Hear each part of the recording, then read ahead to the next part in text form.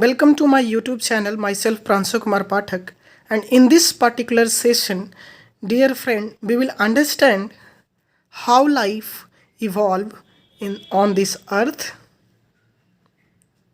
as well as if life is possible on other planet,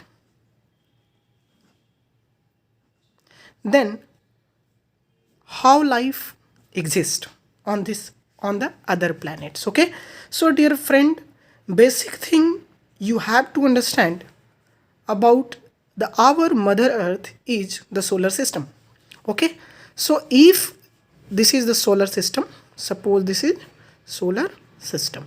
Okay, if it is a solar system and earth is a part of solar system और अर्थ पे life है, ये सब लोग जानते हैं, अर्थ पे लाइफ की एग्जिस्टेंस है.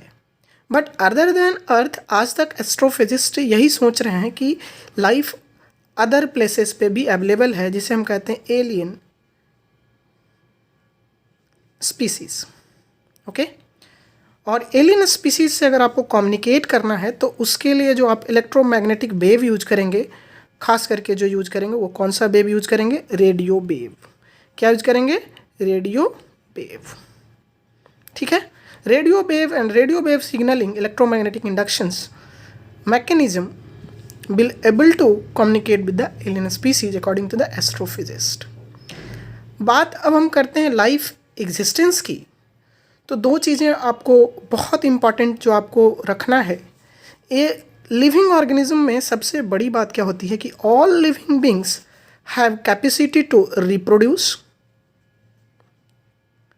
And they can evolve, they can undergo growth and development. Okay, and these all have a basic need, that is to feed. Every living organism is dependent on food, energy and energy source. ठीक है. In the case of human being, the energy source is sugar molecules, whether in the form of glucose और other organism है तो कोई other sugar पे depend करेंगे, but sugar is a basic energy source. Okay, इतनी बात समझ में आई? एनर्जी सोर्स जो बेसिक है वो शुगर है.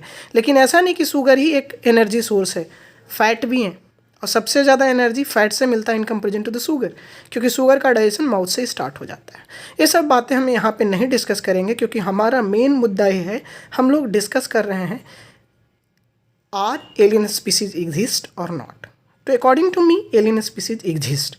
अब कैसे करते हैं नहीं करते हैं हम इस पर्टिकुलर पूरे लेक्चर में समझने की कोशिश करेंगे. ठीक है, तो सोलर सिस्टम के बाहर अगर कोई लाइफ है और अगर कोई प्लैनेट है तो वैसे प्लैनेट को हम कहते हैं एक्सो प्लैनेट.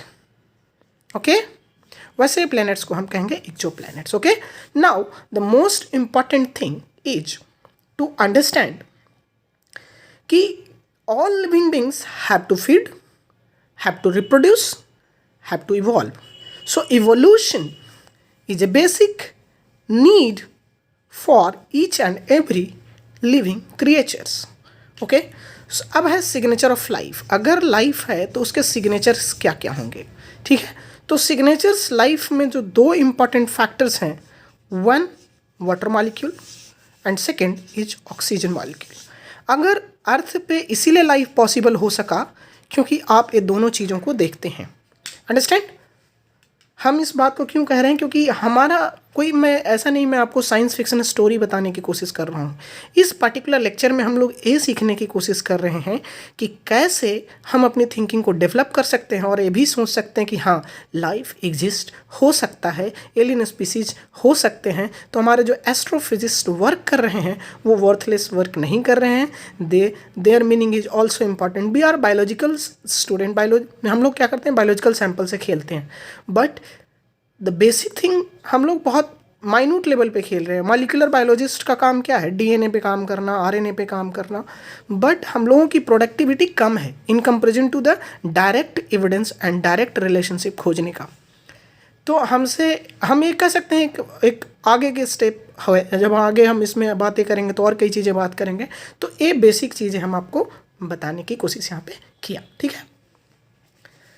अब है कि जो बात है कि this two things we have to focus.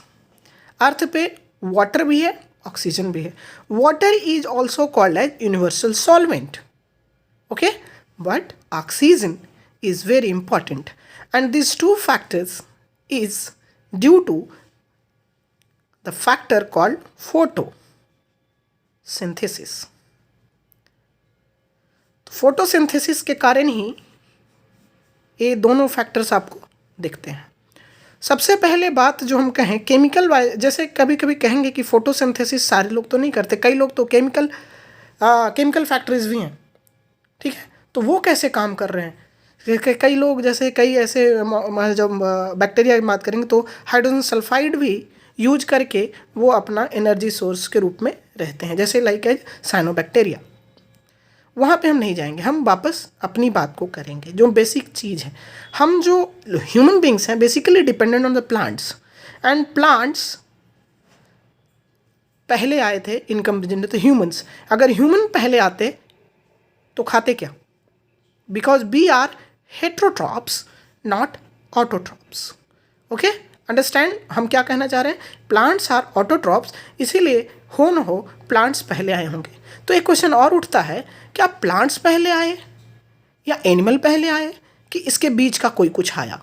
तो according to me and various aspects, हम जब बहुत कुछ पढ़े तो हमारे समझ से आपके अगर लगता होगा कि क्या एक छोटा सा इंसेक्ट हो सकता है, मल्टीसेलुलर ऑर्गेनिज्म आया होगा, या तो डायनासोर आया होगा। दिमाग में यही चीज़ इन जनरल हमारे दिमाग में आता है कि या तो इंसेक्ट छोटा जानवर है तो इंसेक्ट हो सकता है, या तो बहुत बड़ा जानवर है तो डायनासोर्स में भी आए होंगे। लेकिन most important and most interesting factor which I want to share with you guys, that is called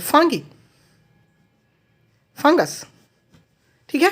इस फंगस को समझने के लिए हम एक छोटी सी बात आपसे और करना चाहते हैं, कैसे ये फंगस पहले आए। तो फंगस क्या करते हैं कि फंगस के पास होता है माइसेलियम।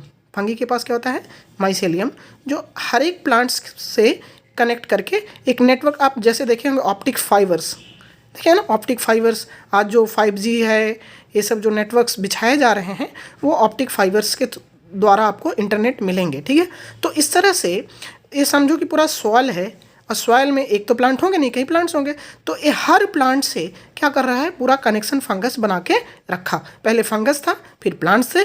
तो फंगस क्या करता था कि nitrogen sources, phosphorus sources and other important nutrients which are important for the plants, which they in symbiotic relationship, fungus provide these nutrients to the plants, and plant gives food to these fungus. Because fungus क्या होते हैं? Heterotrophs होते हैं, वो dead and decay thing से अपनी भोजन को प्राप्त करते हैं। इतनी सारी चीज़ें आप अगर जान गए तो ये आपको पता चला होगा कि प्लांट्स पहले आए होंगे, और प्लांट से भी अगर पहले कोई आया होगा तो डेफिनेटली वो कौन होगा? वो होगा फंगस। और फंगस से पहले और चले जाएं तो बैक्टीरिया, वायरस, ये सब की बात हम नहीं कर रहे हैं। हम एक मल्टी सेलुलर ऑर्गेनिज्म की क्लैड की बात करें तो fungus is very important factor for the living creatures, okay. Because ये क्या, फंगस क्या है? एल्गी और प्लांट्स को कनेक्ट करने के एक बहुत बड़ा जरिया जो बना वो फंगस बना है। some fungus are helpful for the plant and some are very dangerous. So I'm not going to discuss about the pathogenic behavior of these fungus, but I'm just giving you the flavor of these fungus, how these fungus can help plant in growth promotion. So these fungus which are helpful for plant growth promotion, these bacteria or fungus is known as PGPM. PGPM, plant those microorganisms which are beneficial for growth and development. तो PGPMs होते हैं, PGPR and PGPMs, okay. Plant growth promoting bacteria, और bacteria नहीं करके अब हम क्या कहते हैं? Microorganism, because fungus is also added in this. So हम बात कर रहे थे इवोल्यूशन की और अदर प्लैनेट्स की। एक चीज़ और है, अगर एक आप देखो ये अर्थ है, अर्थ जो टिल्ट है इतना पे है, मैं कहूँ कि अर्थ इतने पे टिल्ट ना हो तो क्या होगा भाई साहब? अगर इसकी एंगल अगर ज़्यादा कर दे तो ग्रेविटेशनल फोर्स जो है, क्योंकि वहाँ पे प्रेशर हाई हो जाएगा, और प्रेशर हाई होने के कारण आप जो हैं इस अर्थ से बाहर चले जाएंगे एक्सो प्लैनेट्स में, पता नहीं किस प्लैनेट पे आप चले जाओगे, कोई पता नहीं। और अगर ये टिल्टिंग की एंगल अगर कम हो जाए अर्थ की तो क्या होगा, आप एक जगह सिंक्रोनाइज कर जाओगे, मतलब एक जगह आकर के इकट्ठा हो जाएगा पूरा। तो this 23.5 degree tilting of earth is really very important. और ये भी आपको पता है कि ये हमारा सन है और ये हमारा अर्थ प्लैनेट है। प्लैनेट जैसे जैसे घूम रहा होता है वैसे वैसे सीजन भी चेंज करता है। I am not going to discuss the geographical part here, but yes of course this things matters for any planet for the existence of life. हमारा अर्थ बहुत सुटेबल है लाइफ के एग्जिस्टेंस एंड एक्सपेक्टेंसी के लिए, इसीलिए life form जो सबसे Divers and biodiversity rich जो आपको मिल रहा है वो हमारे धरती पे मिलता है। ठीक है। Now the most important thing which I want to tell you, the competition between two species.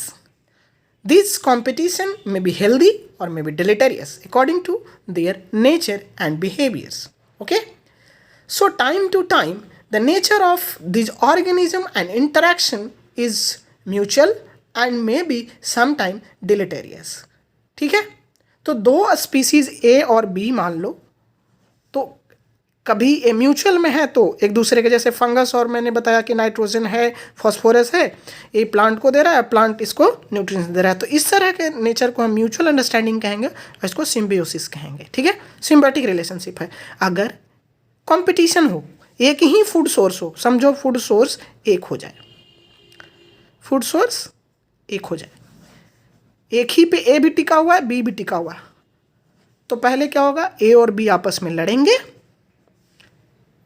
है ना, ए और बी आपस में लड़ेंगे, और जिनको ज़्यादा एनर्जी रहेगा, जिनकी ज़्यादा पोटेंशियल होगी, जिनकी हाई वैल्यू होगी, वो जीतेंगे और वो एनर्जी पे काम करेंगे, वो उनका पूरा फूड सोर्स हो जाएगा और दूसरा निकल जाएगा। इसे कहते हैं competition and this is called as deleterious competition. Okay, now तो अब हम बहुत सारी बातें यहाँ पे हम आपको नहीं बताएंगे, बट हम आपको कुछ बातें बता रहे हैं क्योंकि हम इवोल्यूशन बिहेवियर पे हम नहीं जा रहे हैं, थोड़ा बात करेंगे प्रे एंड, अगर आप CSIR के लिए तैयारी कर रहे हैं तो प्रे एंड प्रीडेटर रिलेशनशिप बहुत अच्छे से पढ़िएगा। Suppose primary consumer, secondary consumer and tertiary consumer. Suppose a किसी चीज़ को खा रहा है, ए इसको खा रहा है, ए इसको खा रहा है। हम यहाँ पे बहुत लेवल फूड चेन ये सब नहीं समझाएंगे, बस ये समझाने की कोशिश कर रहे हैं कि these all are linked to each other.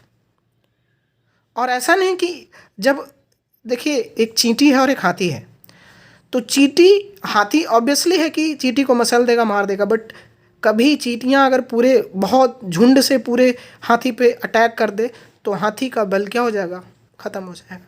तो in the same way the system works. Sometime this primary can destroy the upper level of consumers because they have also the same potential and same working principle. So यहाँ पे हम आपको discuss नहीं कर रहे हैं, so इससे related सारी चीज़ें आपको बहुत अच्छे से इकोलॉजी में पढ़नी है, तो पढ़िएगा। ठीक है, तो यहाँ पे सारे लोग क्या करते हैं, competition for existence of life. अगर लाइफ चाहिए तो आपको कंपटीशन करना पड़ेगा, एक दूसरे से लड़ना पड़ेगा। अगर आप कंपटीशन नहीं करते हैं तो आप लाइफ हार जाएंगे और आपकी वैल्यू ख़त्म हो जाएगी। और ये नैतिक जीवन में भी सेम तरीके से काम करता है। ठीक है, अब है कि दो तरह के ऑफस्प्रिंग्स होते हैं, हम इस पे हम अगले वीडियो में बात करेंगे कि कैसे दो तरह के स्पीसीज हैं और कैसे बात करते हैं। क्या डार्क में लाइफ पॉसिबल है कि नहीं? जैसे लाइफ पॉसिबल, जहाँ ज़्यादा लाइट है वहाँ बहुत ज़्यादा बायोडाइवर्सिटी मिलेगी, जहाँ कम लाइट है, जहाँ डार्क है, वहाँ पे लाइफ पॉसिबल है, और अगर लाइफ पॉसिबल है तो कैसा लाइफ पॉसिबल है। और इस सब चीज़ों को आप अच्छे से सोचें और समझें। अगर आपको कोई बढ़िया आइडिया आता है तो आप हमसे शेयर करें। Thank you so much for connecting and stay tuned with us, and I will try to give my 100% to you guys, so stay tuned. Thank you so much for watching my YouTube lecture, and if you have any suggestion, please comment on my video, okay? So I will try to improve it, okay? Thank you so much. Bye, take care.